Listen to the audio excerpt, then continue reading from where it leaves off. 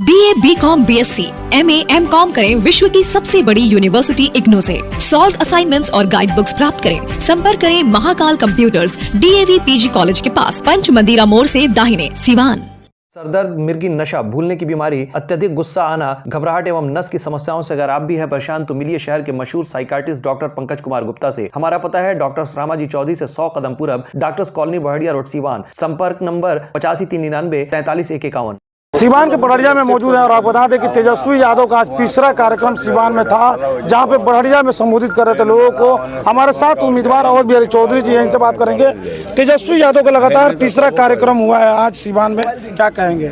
अभी तीसर के कार्यक्रम के फेरे में है। यहाँ अभी कोई वो कार्यक्रम होगा जिसका ठिकाना नहीं है, और कार्यक्रम होगा। कुछ लोग ये भी कह रहे हैं कि 25 तारीख आने से पहले तक लड़ाई लगभग बिल्कुल खत्म हो जाएगी और अवध बिहारी चौधरी जनता को पता चल जाएगा कि जीत की तरफ जा रहे हैं, क्या कहेंगे? जनता हमको चुनाव में मन बना ली है जिताने के लिए, और वह जीत जो है मेरी जीत नहीं, पूरे सीमान के जनता के, समाज के सभी भाइयों की जीत होगी। और मैंने ऐलान किया है कि मैं बांटूंगा नहीं, जोड़ कर चलूँगा और किसी तरह के भेदभाव नहीं करूँगा।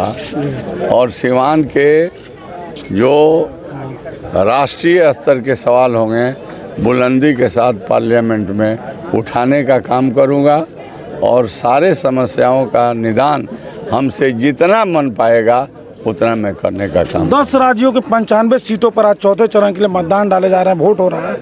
लेकिन बिहार में भी 5 जिला है। उससे ठीक पहले मोदी जी का कल कार्यक्रम रोड शो था, जिसको लेकर कई तरह की बातें की जा रही है। तेजस्वी यादव ने मन से कहा कि मोदी जी को रोड पर आना पड़ गया है, इसको कैसे देखते हैं?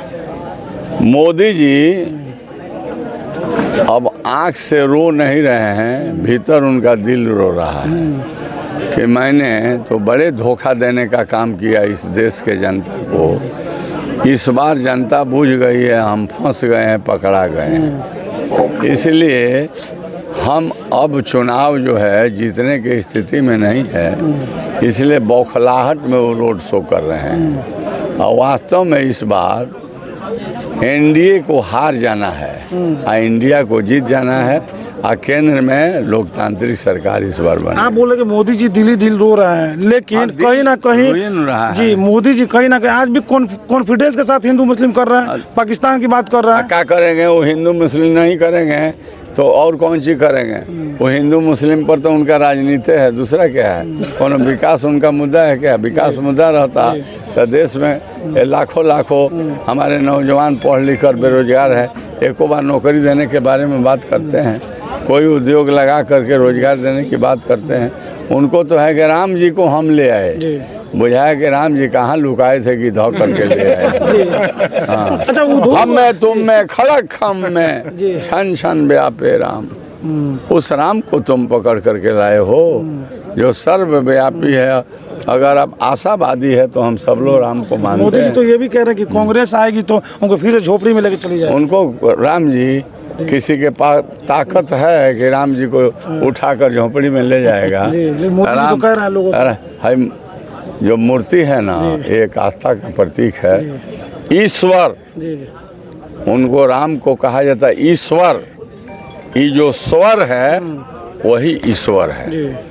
ये स्वर जब बंद हो जाता है तो आदमी दुनिया से। अच्छा, एक आखिरी सवाल, चूंकि आपका राजनीतिक अनुभव काफी लंबा रहा है, ऐसे में जिस तरह से 10 सालों का आप कह रहे हैं कोई विकास नहीं हुआ, क्या एनडीए के द्वारा जिस तरह से लोगों को बरगलाने की कोशिश की जा रही है इसमें कामयाब होगी, या फिर जनता समझ चुकी है कि अब हिंदू मुस्लिम होने वाला नहीं है? अरे वो जनता समझ चुकी है ना कि ये जो है बरगलाने वाला, आज झूठ बोलने वाला, आंख में धूल झोंकने वाला और काफ़ी लोगों को गुमराह करने वाला प्रधानमंत्री रहा है। जनता समझ गई है, और वो भी बुझ रहा है कि जो ट्रिक खेल रहे थे, हैं फलाना की गारंटी, इस काम की गारंटी, इस बात की गारंटी, मोदी मोदी मोदी, तो लोग बुझ गया कि अरे कितना चीज़ का ही गारंटी देगा भाई। इसलिए वो समझ गया कि अब जनता के सामने हमारा अब कोई मंत्र नहीं भी आने वाले हैं आपके विरोध में प्रचार। अरे वो आवे ना, उसको आने दो, जनता ने जवाब देगी। जनता जब तैयार है तो आएंगे, घूम कर जाएंगे। उनसे तो पहले लड़का दुनिया का सवाल करेगा कि हम लोगों के जो नौकरी का क्या होगा, नौकरी का क्या होगा, बोलिए ना, देखिएगा ना कितना पूछेगा सब लड़का। चलिए, उनको तो जवान जो अवध बिहारी चौधरी जी थे जो साफ तौर पे कह रहे हैं कि मोदी जी अगर सीवान में भी आते हैं तो सीवान आएंगे और घूम कर जाएंगे, लेकिन इससे लोगों को कोई फर्क पड़ने वाला नहीं है।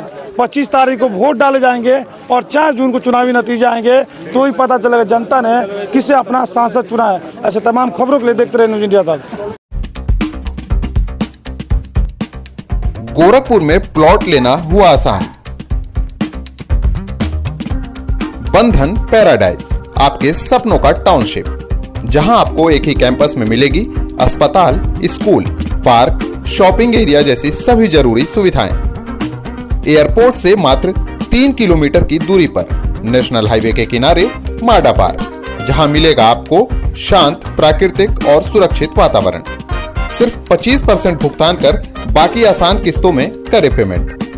तो इंतजार किस बात का, आज ही दिए गए नंबरों पर कॉल करिए, हमारा साइट विजिट करिए। हमारा पता है बुद्ध विहार पार्टे निकट GDA ऑफिस, तारामंडल, गोरखपुर।